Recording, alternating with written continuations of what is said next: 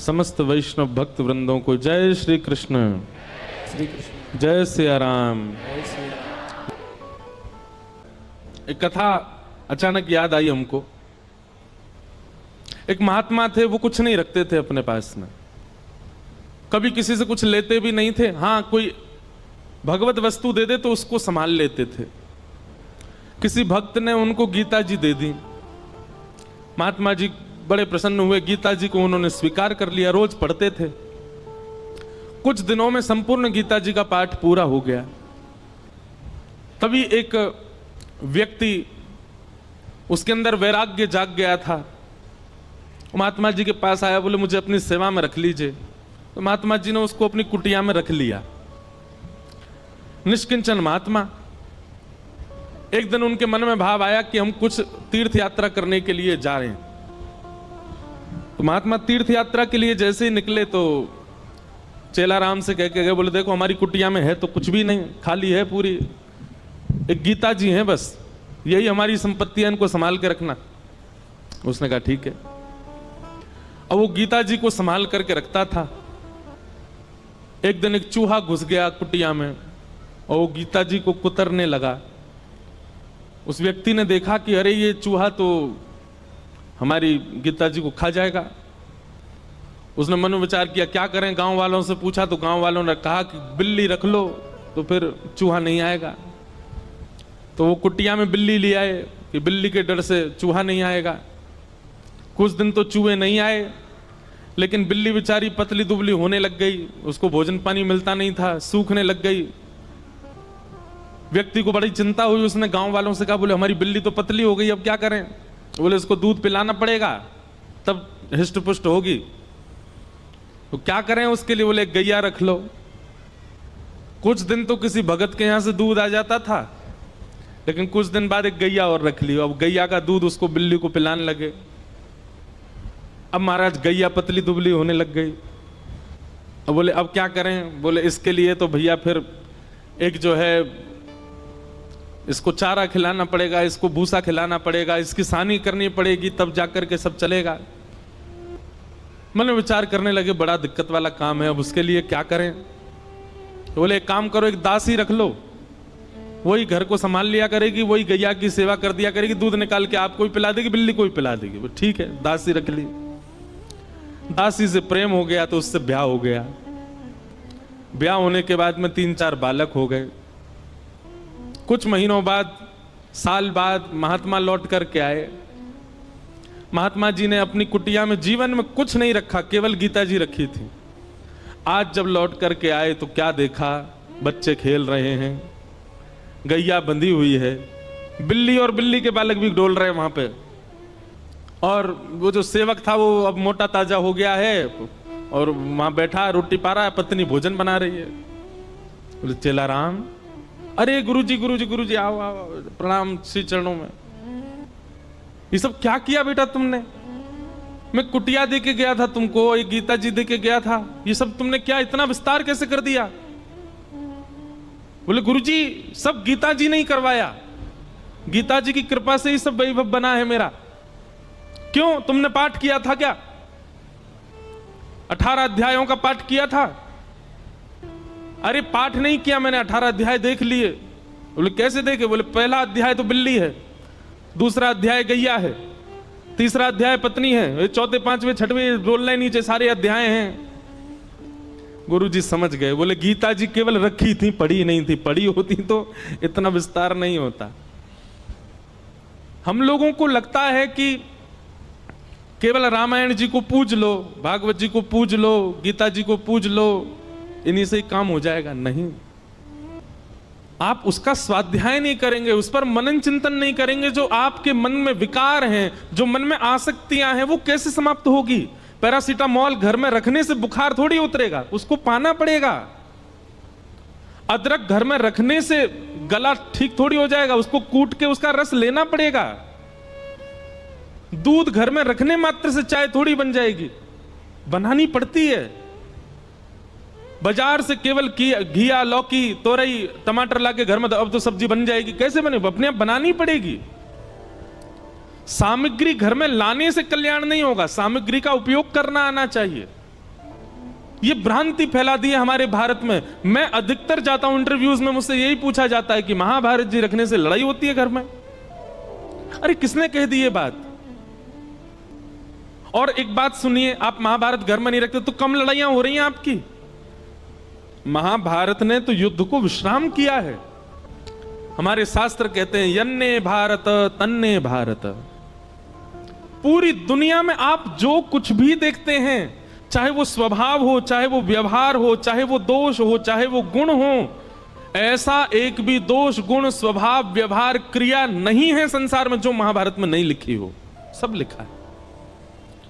कई ऐसे व्यवहार हैं जिनका अभी तक प्रादुर्भाव नहीं हुआ, वो हमारे बच्चे उनके बच्चे देखेंगे।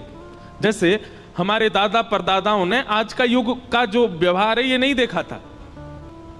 अब कई कई नए नए व्यवहार आविष्कृत हो रहे हैं ना, जैसे जैसे कलयुग आगे बढ़ रहा है। सब लिखा है महाभारत में।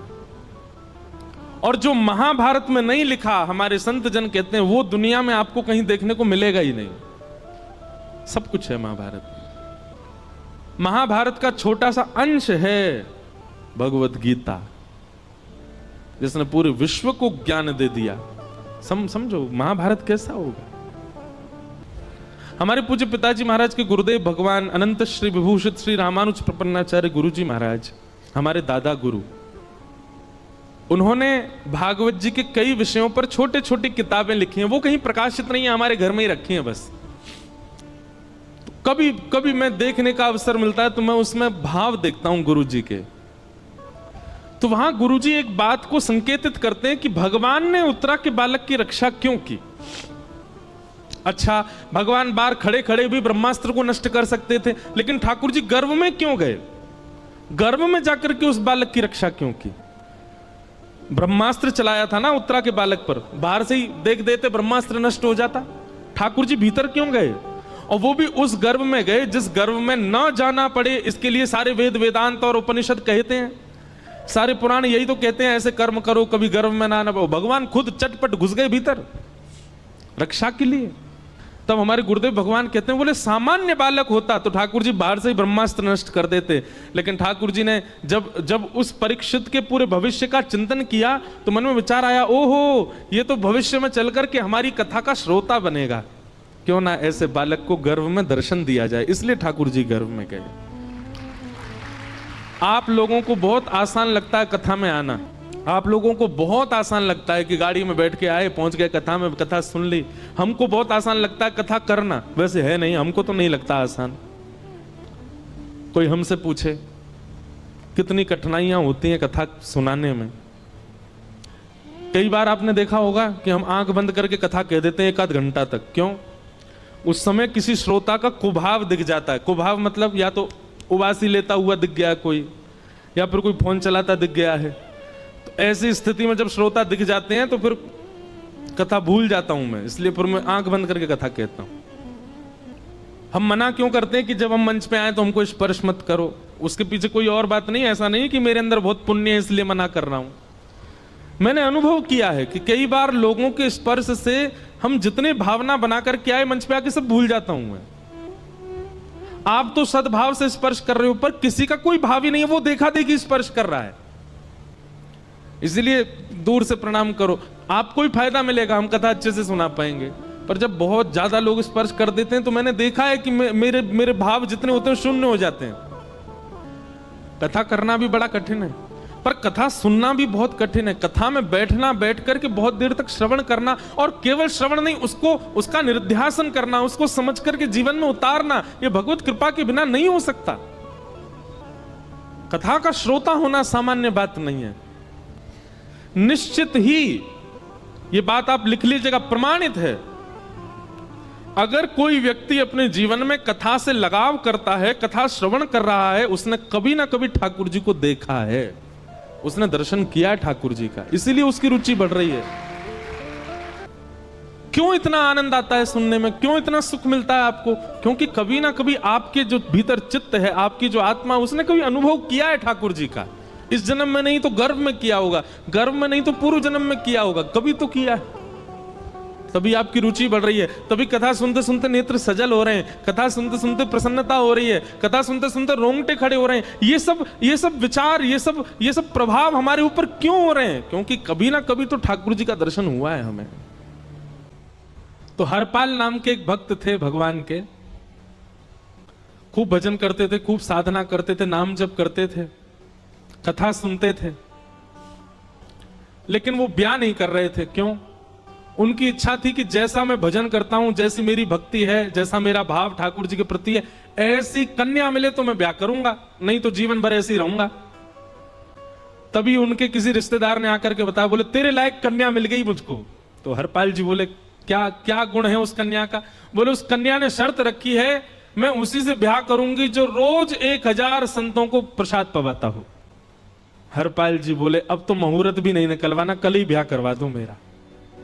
ऐसी कन्या से तो मैं बिना मुहूर्त के ब्याह करूं। मुहूर्त उसके संग देखा जाता है जिसके संग यह संकोच हो या फिर यह दुविधा हो कि पता नहीं जीवन कैसा चलेगा। इससे तो मुझे भरोसा है बढ़िया जाएगा मेरा जीवन, इसी से ब्याह करा दो।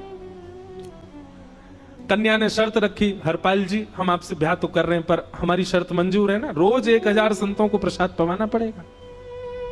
बोला मैं निश्चित करूंगा, आप ब्याह कर लो। और ब्याह हो गया। हरपाल जी रोज 1000 महात्माओं को प्रसाद पवाते। अब देखो, अगर कोई संकल्प ले ले कि मैं 1000 महात्माओं को प्रसाद पवाऊंगा, अगर 100 महात्मा ज्यादा बढ़ जाएं, 200 महात्मा ज्यादा, उनको मना करेगा क्या? वो तो फिर अपराध बनेगा उससे। प्रसाद पवाने का संकल्प लिया तो जितने आए सबको बैठाने की जिम्मेवारी उसकी।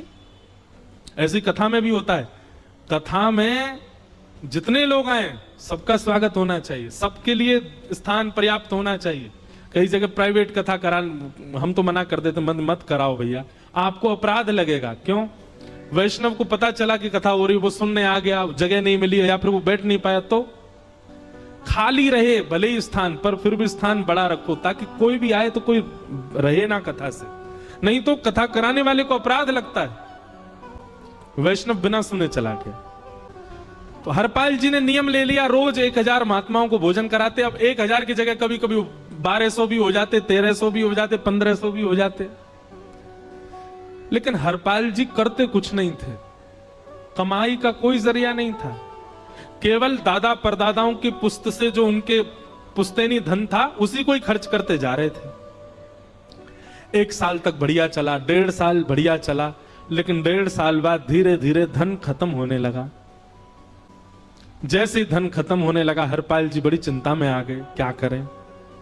पत्नी को नहीं बताते थे, क्यों? बोले इससे तो शर्त लगी, इसको क्यों बताऊं अपना दुख, इससे तो शर्त, मेरी यही शर्त थी कि रोज 1000 संतों को भोजन कराना। तो हरपाल जी ने बाहर जाते और दुकानदारों के यहां से जाकर के कर्जा लेने लगे। वो पुराने संपन्न थे तो किसी ने कर्जा देने से मना भी नहीं किया, सब देने लगे, बोले ले जा। इतना कर्जा कर लिया, 6-7 महीने तक कर्जे में भी उनके संत सेवा बंद नहीं हुई। 6-7 महीने बाद मांगने वालों ने मांगना शुरू किया, बोले हमारा दो, हमारा दो, हमारा दो। किसी का नहीं दे पाए तो पूरे नगर में ये हो गया कि भैया हरपाल जी अब पहले जैसी स्थिति में नहीं है, कर्जा इनको देना बंद करो, ये देते ही नहीं है पैसा लौटा करके। सब बिगड़ने लगा, धन नष्ट हो गया, इज्जत चली गई, लेकिन उनकी संत सेवा नहीं रुकी, रोज संत सेवा करते। एक दिन मन में विचार करने लगे, अब क्या करूं, अब तो मुझे कोई कर्जा भी नहीं देता, गहने भी सारे बिक गए, धन भी सारा खत्म हो गया। तो हरपाल जी ने मन बनाया कि मैं चोरी करूंगा, और चोरी करके ठाकुर जी, आप लोग मत करना ऐसा, चोरी करूंगा। हरपाल जी चोरी करने जाने लगे, लेकिन हरपाल जी का नियम था कि वो किसी के धन की चोरी नहीं करते थे। संपन्न लोगों के घर में जाते थे और उनकी रसोई घर की सामग्री चुरा लाते थे, चीनी, दाल, आटा, चावल, मूंग, नमक, मिर्च, ताकि भंडारा हो जाए सवेरे। इस प्रकार महाराज चोरी होने लगी। एक घर की हुई, 2 घर, अब तो हल्ला होने लगा, बोले कि घरों की सामान, राशन चोरी हो जाता है। वो बड़ा विचित्र चोर है, धन नहीं चुराता है, राशन चुरा के भागता है।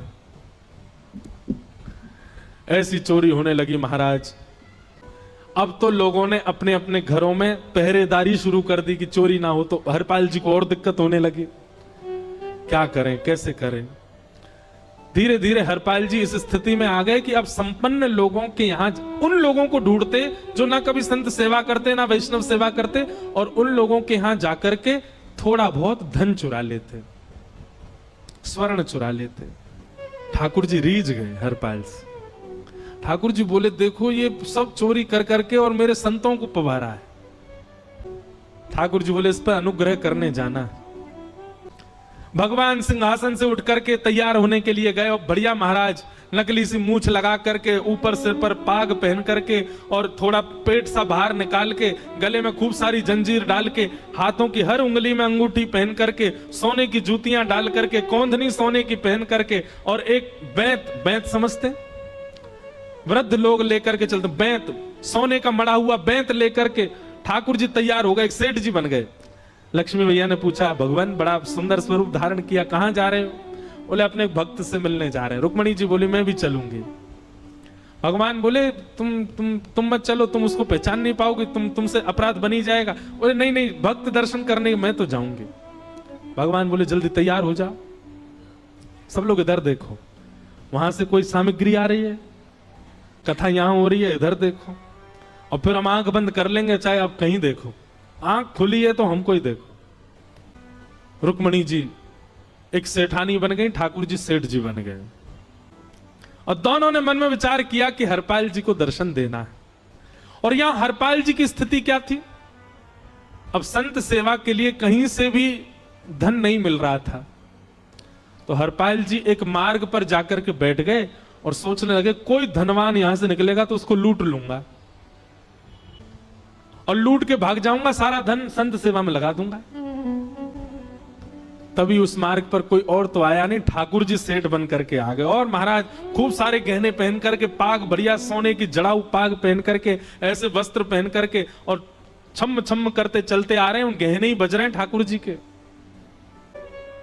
हरपाल जी ने जैसे नेत्र खोल करके देखा, ठाकुर जी के रूप यौवन और सबरी उनके श्रृंगार को देख करके हरपाल जी बोले, ये तो 1 आध साल के भंडारे की व्यवस्था आ रही है सामने से।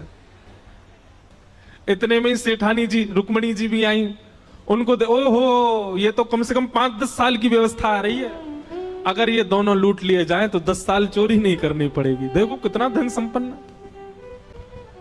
हरपाल जी के बगल में जैसे ही ठाकुर जी पहुंचे, हरपाल जी बोले, भैया जय श्री कृष्ण, प्रणाम। ठाकुर जी तो नाराज हो गए, क्या भगवान का नाम बोलता है सुबह सुबह? तुम सब लोग बड़े पाखंडी हो, ढोंगी हो, और हमने सुना इस गांव में एक रहता है, वो चोरी डकैती करता है, और फिर कहते हैं संत सेवा करता है। ऐसी क्या बात की चोरी भैया? करता तो चोरी है, भले उससे भली संत सेवा करता हो, नाम उसका हरपाल है, हम सब जानते हैं। भगवान का नाम मत लो हमारे सामने। हरपाल जी समझ गए, वो तो बिल्कुल भगवत विमुख है, इसकी तो एक अंगूठी भी नहीं छोड़नी मुझको, उसका तो सब लेके जाऊंगा।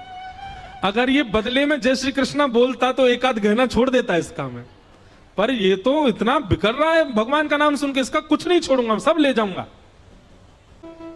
हरपाल जी बोले, हाँ भैया, एक रहता तो है डकैत इस गांव में, और उसका कोई पता नहीं हो, कभी भी आ जाता है, लेकिन एक मार्ग जंगल में होकर के है, उसमें गांव में नहीं जाना पड़ता, जंगल से गुप्त चुप निकल करके पूरे गांव पार हो जाएंगे, आप शहर पहुंच जाओगे, उसका रास्ता मुझे ही पता है। सेठ जी बोले, तो तुम हमको पार करवा दो। हरपाल जी बोले, मैं पार तो करवा दूंगा, लेकिन भगवान मेरे घर कुछ मेहमान आए हैं, उनके भोजन आदि की व्यवस्था के लिए मैं तो बाजार आया था, मेरे पे धन नहीं है, आप यदि मुझको कुछ दे देंगे तो मैं घर पर व्यवस्था करके आऊंगा, तुरंत आपको लेकर के गांव पार करवा दूंगा। ठाकुर जी ने उसको कुछ सोने की मोहर दे दी, बोले लो तुम अपने घर की व्यवस्था कर आओ। हरपाल जी ने सामग्री खरीदी, घर पर पहले व्यवस्था करके आए, बोले आज की व्यवस्था हो जाए, क्योंकि आज तो 10 साल का सब चोरी करना समय लगेगा। पत्नी से कहा भोजन प्रसादी बनाओ, संतों को पवाओ, संत पूछेंगे मैं कहां है तो कहना कि आप लोगों की 10 साल की व्यवस्था करने गए आज। हरपाल जी लौट करके आए और सेठ जी से कहा, आइए आइए चल दीजिए मेरे साथ और हमारे संगी चलना बिल्कुल। ठाकुर जी रुक्मणी जी चलने लगे। जैसे ही विहंगम जंगल में पहुंचे, भयंकर भयावह जंगल, बीच जंगल में जैसे ही पहुंचे, हरपाल ने पीछे मुड़ करके देखा, दोनों चले आ रहे हैं। तुरंत महाराज वो तो अपने रूप में आ गया, शेर की तरह गर्जना करने लगा, अपनी लाठी धर दी सामने और अपने सिर का स्वाफा निकाल करके सामने बिछा दिया। भगवान जो सेठ जी के रूप में आए, भगवान बोले भैया ये क्या कर रहे हो? बोले मैं ही हरपाल हूं। सारे सामग्री निकालो, डाल दो यहां पे, एक चीज भी मत छोड़ना, नहीं तो तुम जानते नहीं हो तुम्हारा क्या करूंगा। ठाकुर जी तो थर थर कांपने लगे। रुक्मणी जी बोली देखो कैसा नाटक कर रहे हैं, रावण के आगे नहीं डरे थे, कुंभकर्ण के आगे नहीं डरे, हिरण्यकश्यप के आगे नहीं डरे, और वो हरपाल के आगे ऐसे कांप रहे हैं।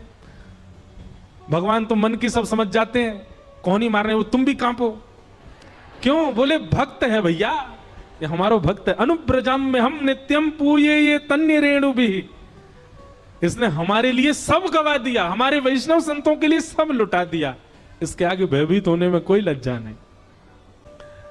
लक्ष्मी नारायण दोनों कांप रहे हैं और हरपाल कह रहा सब निकालो। ए सेठानी जी कान के कुंडल उतारो। कान कुंडल उतार दिए, नाक की नथनी उतार दी, सब उतार के धर दिए, हाथों के सब कड़ूला आदि भी धर दिए। भगवान ने भी अपने सब उतार। बोले बैंत कहां लेके जा रहे, उसको भी धर दो। बोले अरे भैया बुढ़ापे की लाठी, हम गिर जाएंगे। बोले कुछ नहीं गिरोगे, धर दो इसको। जीवन में कभी राम ना, जय श्री कृष्ण बोलने पे चिल्ला रहे थे मुझ पे, रखो इसको यहां पे। सारा धर दिया। बोले बहुत बढ़िया हो गया, अब 10 साल की व्यवस्था हो गई। इतने में भगवान की कनिष्ठ उंगली में एक अंगूठी थी। हरपाल बोला ये कहां बचा के ले जा रहे हो, उसको दो। बोले अरे भैया ये तो बहुत बचपन की हमारी अंगूठी है और ये आज तक हमारी निकली ही नहीं है और ये निकल ही नहीं पाएगी, इसको बाहर हम निकाल ही नहीं सकते, इसको तो रहने दो हमारे पास। बोले तुम क्या जानो, इस अंगूठी से कम 1 हफ्ता संत भोजन होगा और तुम पे तो दया करनी नहीं है। चिल्लाए थे मुझ पे जय श्री कृष्ण बोलने पर, निकालो इसको। भगवान खूब प्रयास करे, वो नहीं निकले तो हरपाल जी ने उंगली पकड़ी। बोले इसको काट देता हूं मैं, तुम्हारे पास उंगली रहने का कोई काम नहीं है, तुम उंगली से करते ही क्या हो। और महाराज जैसे ही उंगली पकड़ करके काटने का मन किया, वो काटने ही वाले थे, इतने में ही द्वारिकाधीश भगवान शंख चक्र गदा पद्म धारण करके प्रकट हो गए सामने। रुक्मणी जी महालक्ष्मी के रूप में प्रकट हो गई और दोनों ने अपने अंक में हरपाल को भर लिया। हरपाल जी समझ नहीं पा रहे ये क्या हुआ, दूर हटे। बोले नाथ, हम साक्षात द्वारिकाधीश, ये साक्षात रुक्मणी तुम्हारी भक्ति से प्रसन्न होकर तुमको दर्शन देने आए। हरपाल जी घुटने के बल बैठ गए, रोने लगे, सर रख दिया चरणों में, पटकने लगे। बोले नाथ, मैंने अपने नाथ को लूटा, आज मैंने अपने स्वामी के साथ डकैती कर रहा था, मैं अपने स्वामी की उंगली काटने पर मजबूर हो गया था, इसका मतलब तो मैं पापी हूं। मेरा पाप इतना प्रचंड हो गया कि मैं आपके रूप को नहीं पहचान पाया। भगवान ने हृदय से लगा, नहीं हरपाल, तुमने कभी अपने लिए प्रयोग थोड़ी किया, तुम्हारी पत्नी भूखे सो जाते हो लेकिन संतों को भूखा नहीं जाने देते। ठीक है, उसके लिए भले ही तुमने वह गलत मार्ग अपनाया जो नहीं अपनाना चाहिए था, परंतु उसमें उद्देश्य कोई और तो नहीं था, मेरे जनों की सेवा ही तो थी, मेरे वैष्णवों की सेवा।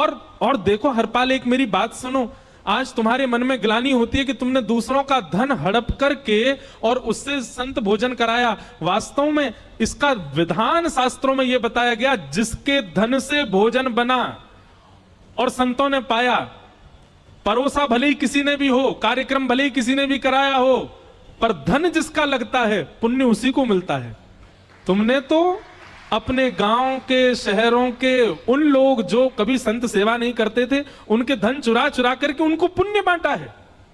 तुमने कुछ गलत नहीं किया है। हां, अपने प्रयोग में यदि लेते तो पाप हो जाता, लेकिन तुमने तो एक रत्ती भी अपने प्रयोग में नहीं ली, सब संतों में लगा दी और जितने लोगों का धन चुराया उन सबको पुण्य प्रदान कर दिया।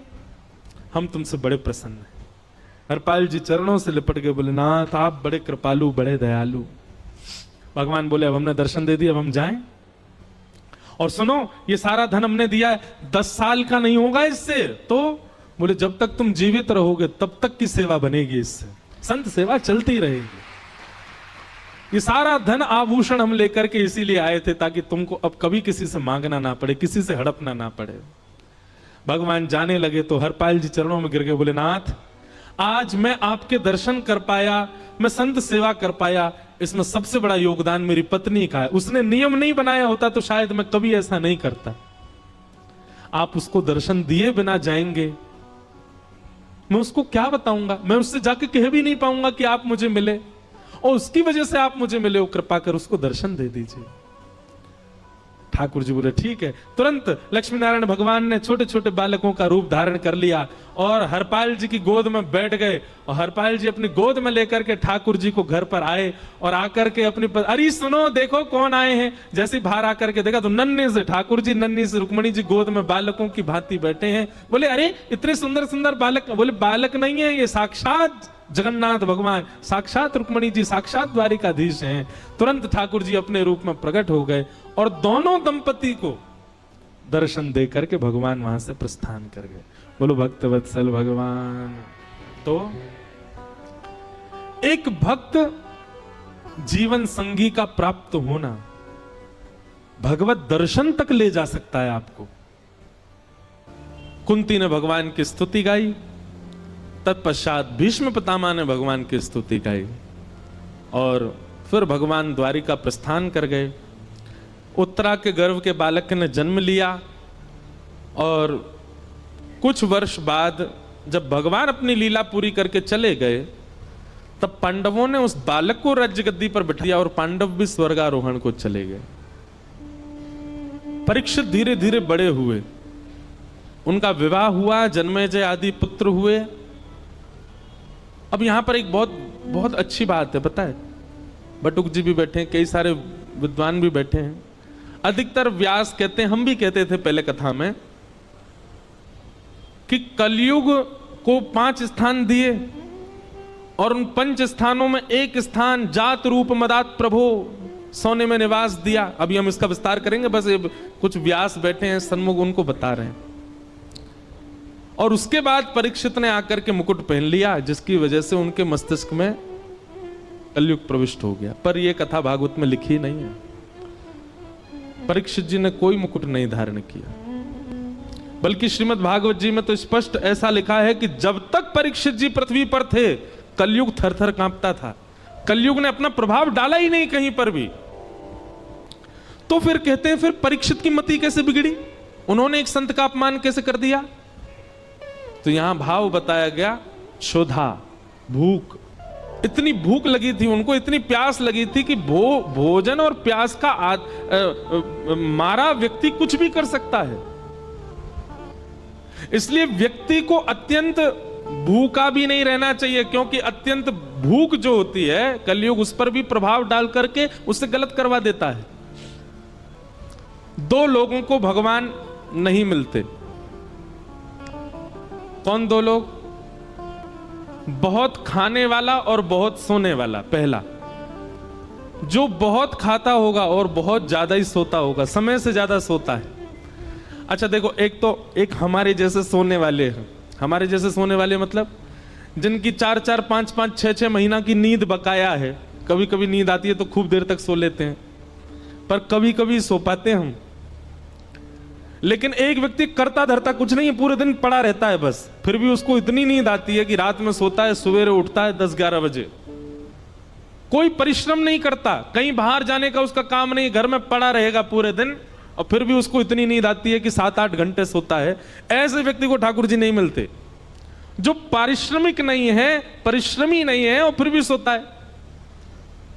और दूसरा, बहुत खाने वाला। इसमें भी यही बात आई कि जो बहुत परिश्रम नहीं करता है लेकिन खाता बहुत है, बहुत खाता है, अधिक मात्रा, भूख से अधिक खाता है। ऐसे व्यक्ति को ठाकुर जी नहीं मिलेंगे। पहला व्यक्ति बहुत सोने वाला, बहुत खाने वाला। और दूसरा व्यक्ति बहुत कम सोने वाला और बहुत ही कम खाने वाला, उसको भी ठाकुर जी नहीं मिलते।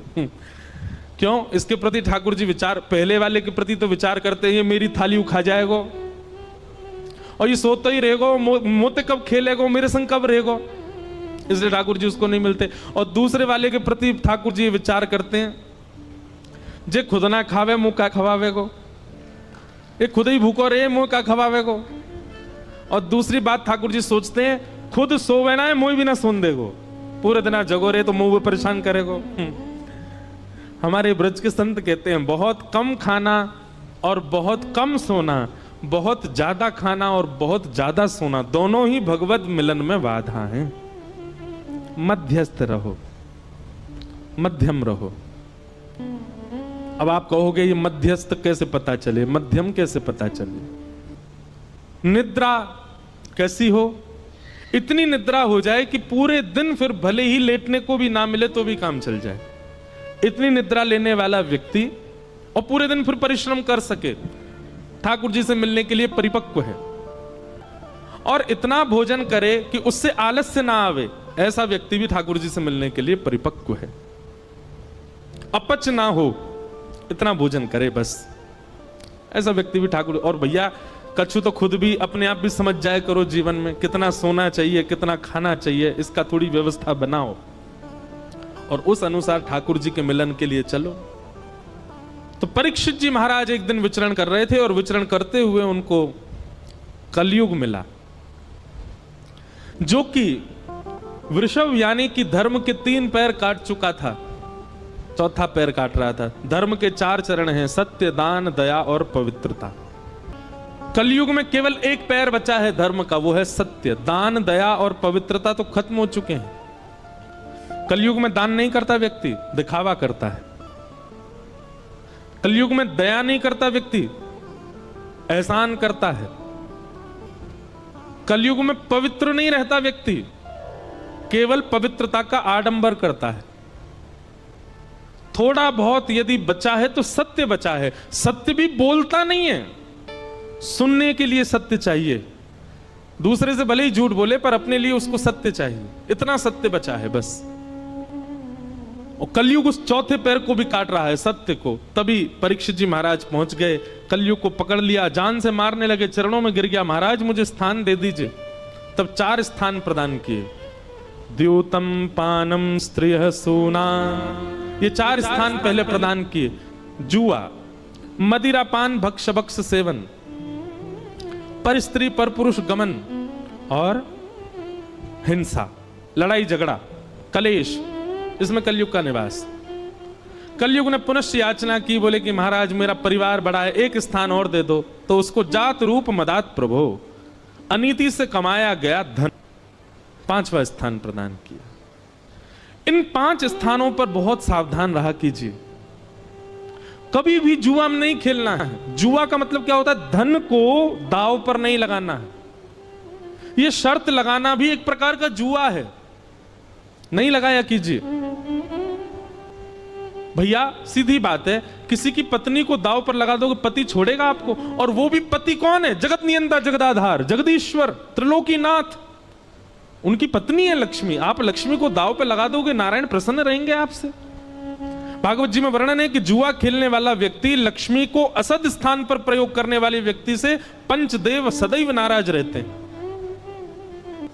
कई बार हमने देखा कि जुआ खेलने वाले व्यक्ति प्रारंभिक स्थिति में बहुत धन कमा लेते हैं, बहुत ऐश्वर्य भोग लेते हैं, सब सुख संपत्ति होती है।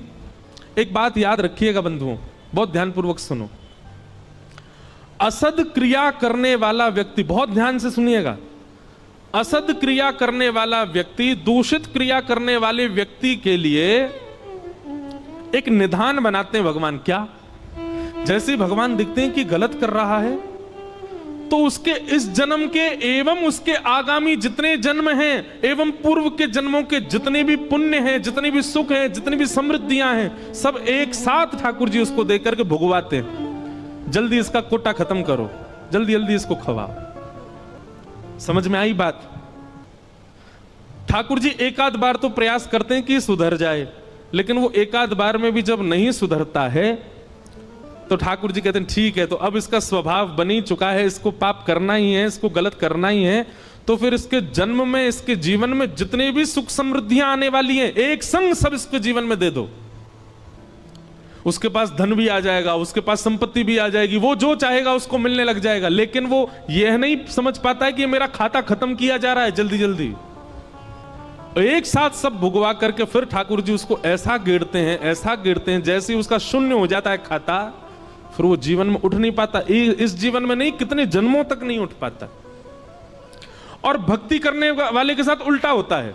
जैसे ठाकुर जी देखते हैं तिलक लगाने लग गया, कंठी पहनता है, माला जप करता है, नित्य हरिनाम संकीर्तन करता है, कथा श्रवण करता है, तो ठाकुर जी कहते हैं इसके जीवन में जितने दुख आने वाले हैं, इसके अनेक जन्मों में जितने दुख आने वाले, सब भुगवा के इसके सारे खाते खत्म करो दुख के।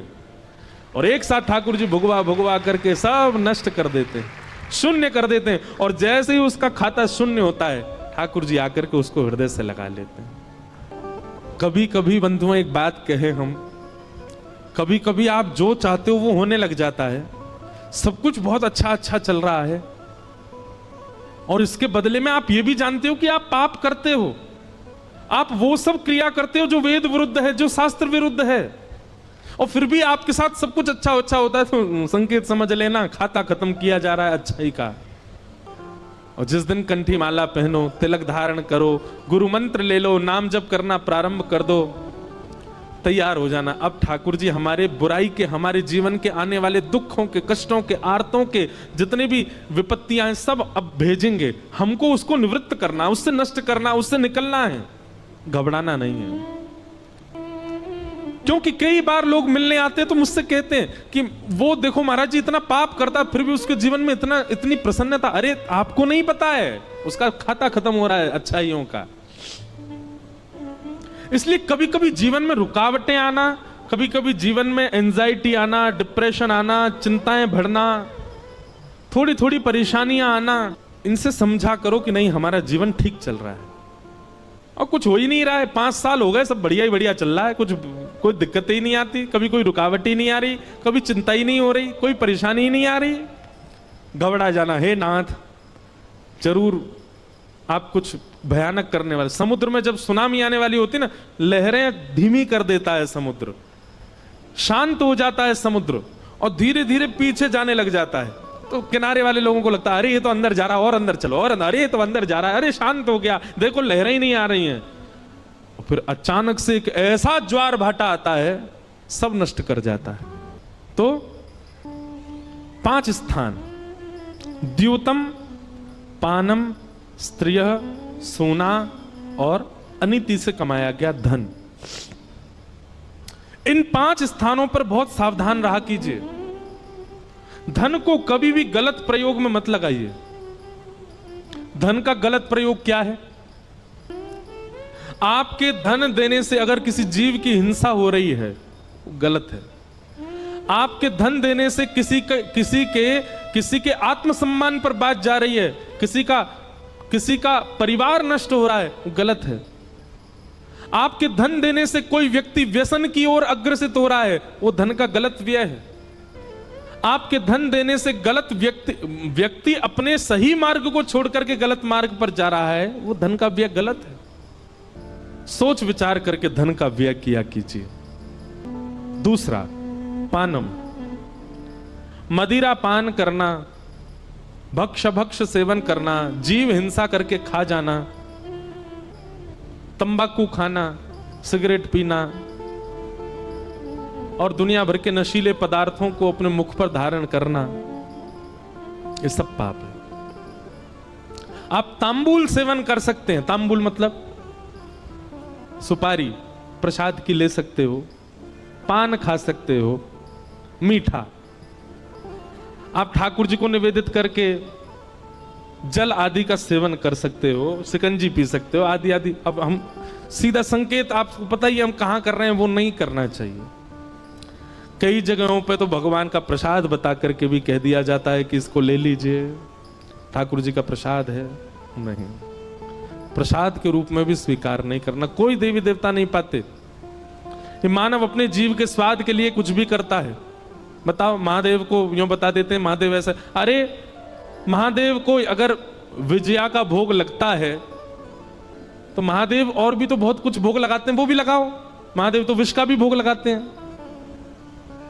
महादेव तो नीलकंठ भी है, महादेव तो गले में सर्प पहन के भी रहते हैं, महादेव तो हिमालय -30 डिग्री सेल्सियस में बागंबर पहन के रहते हैं। वो सब करके दिखाओ ना जो महादेव और भी करते हैं। देवताओं की तुलना में फिर वो सब क्रिया नहीं करनी चाहिए जिससे आपके जीव के स्वाद या आपकी मनवांछित इच्छा पूरी हो रही हो। पाप लगेगा। सही बता रहे हैं, जो महादेव का नाम लेकर के जीवन भर नशा करता है, उसकी मृत्यु के बाद शमशान से ही त्रिशूल लेके भागते होंगे महादेव उसके पीछे। बोले तुझे बताऊं मैं पहले, मेरे नाम पर जाने क्या क्या करके आया। ये क्यों नहीं सुना तूने कि महादेव 24 घंटा राम नाम ध्वनि के चिंतन में रहते हैं, वो क्यों नहीं किया। महादेव पार्वती जी को बैठा बैठा करके कथा सुनाते हैं, अमर कथा सुनाते, ये क्यों नहीं किया तेने। महादेव ने अपनी जटा से पूरे विश्व को पवित्र करने वाली गंगा जी को प्रकट करके, आई तो वो ब्रह्मलोक से हैं, आई तो वो विष्णु लोक से हैं, पर महादेव के जटा से ही तो पृथ्वी पर आई हैं। महादेव जैसे उच्च कोटि के बन तो जाओ। भैरव बाबा के नाम पे कुछ भी कर रहे हैं, देवियों के नाम पे वहां भोग लगता है, खा लो, ये कर, कुछ नहीं। व्यसन प्राधान्य जो देवों को पूजते हैं ना, और देवताओं की पूजा के बाद फिर व्यसन को अपने उपभोग में लेते हैं। ठीक है, कहीं पर विधान है कि देव को अर्पित करना है, किसी के गणों को अर्पित करना है, लेकिन उसके प्रति आपकी भावना फिर क्या, वो प्रसाद रूप में हम भी ले लें, इसका परिणाम अच्छा नहीं होगा।